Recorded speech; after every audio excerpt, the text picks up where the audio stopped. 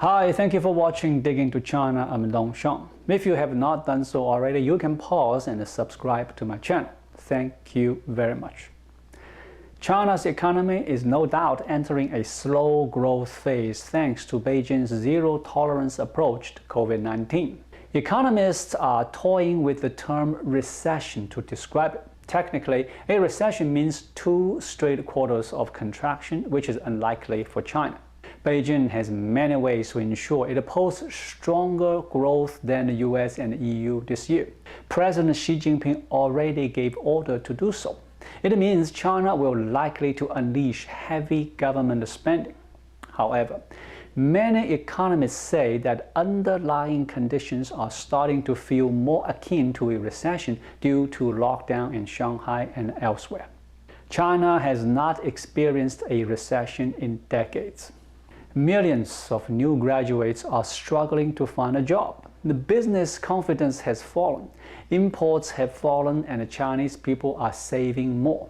Last Saturday, government released the Purchasing Manager Indexes. It showed contractions in factory and service sector activity for a second straight month in April. They fell to their lowest level since the pandemic began in 2020. Cement production in mid-April was less than 40% of full capacity. Shipments of smartphones dropped 18% from a year earlier in the first quarter. Excavator sales within China were down 61% in April. It is not just the lockdown that hinders China's economic growth. Ukraine war has pushed up costs for Chinese businesses and dampened China's export. Regulatory crackdowns have hit high-growth sectors such as technology and education. Real estate sectors went into free fall last year due to heavy debts and home sales slumped.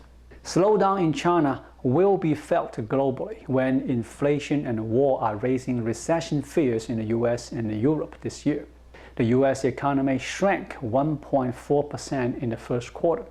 Brazil could see demand for products such as iron ore and other metals wane. Taiwan, Japan, South Korea could see their components and machinery exports to China getting weaker. Ford Motor said vehicle sales in China dropped by 19% in the first quarter.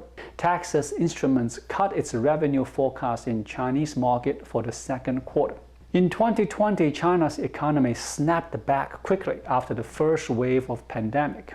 With additional problems that China faces today, it is unlikely there will be major resurgence later this year. Loosening zero-COVID lockdowns would likely spark a partial recovery. Caseloads in Shanghai have fallen in recent days, but a handful of cases in Beijing have led to new restrictions there. According to official data, youth unemployment rate is now 16%. China's technology giants have laid off employees en masse since Beijing launched a sweeping crackdown on them last year to ensure they follow the government policies more closely. More than 10 million college students are due to graduate this year, a record, but there aren't nearly enough jobs for them all. There are about 290 million migrant workers. About 1/3 have not returned to their cities of employment since the Lunar New Year in February. Medium and small-sized businesses, the biggest employers in China, have seen their number of employees shrunk around 30%. There is one upside though. It might reduce inflation pressure for the world because China consumes less oil and other imported goods. But any upsides could be offset by the inflationary impact of COVID-related disruptions to China's supply chain. If that continues, it could contribute to the much feared tepid growth and high inflation known as stagflation. Lengthy periods of weak growth or failing economic output are rare in China. Until 2020, China had not reported a single quarter of contraction since 1992, the earliest year for which quarterly data is available. Craig Botham is the chief China economist at the Penton Microeconomics in London. He believes China already experienced a fall in output in the first quarter on a quarter-to-quarter basis, despite official statistics showing growth of 1.3%. On the same measure, his own estimates of changes in China's GDP draw on official data but adjust for inflation in a different way. He estimates a quarter-on-quarter contraction of 1.8% in the first quarter. He expects a bigger fall in output of 2.5% in the second quarter. President Xi Jinping has called for an all-out campaign to rev up growth through more infrastructure spending. Other plans under consideration include coupons for shoppers to lift consumption and steps to rein in regulatory campaigns against tech giants and the real estate industries.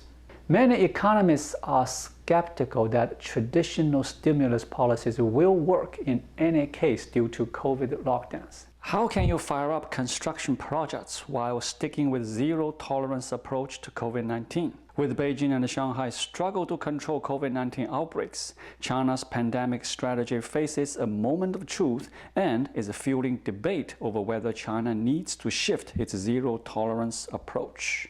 In recent days, Chinese leader Xi Jinping and the health authorities have reaffirmed their commitment to the zero-COVID policy, aiming to quickly suppress any outbreaks through mass testing and quarantining of infected patients. Public health officials have been told to regard Shanghai's struggle as a warning against loser controls and that the leadership plans to continue the current approach until at least the Communist Party Congress in the fall, when Xi is expected to secure a third term as China's leader. Officials from National Health Commission said it was important that action be consistent across the country and warned that the local outbreaks could easily spread across China if badly controlled. The people working at the China CDC said employees have been told by superiors to refrain from publicly criticizing or raising alternatives in China's COVID-19 strategy to avoid undermining the morale of officials and ordinary Chinese in fighting COVID-19. Behind closed doors, however, some top-level public health experts in China have argued that the current zero-tolerance approach is unsustainable. On April 25th, members of the National Health Commission and the China CDC discussed in an internal meeting the lessons learned from Shanghai and the need to explore home quarantine for mild and asymptomatic cases. That would represent a loosening of the current practice of sending anyone who tests positive, regardless of severity, to designated quarantine facilities. I hope the loosening will come quickly. The sooner, the better. Thank you for watching. Please leave a comment and subscribe to my channel. Just click the subscribe button right here. I'll see you again shortly. Until then, be well.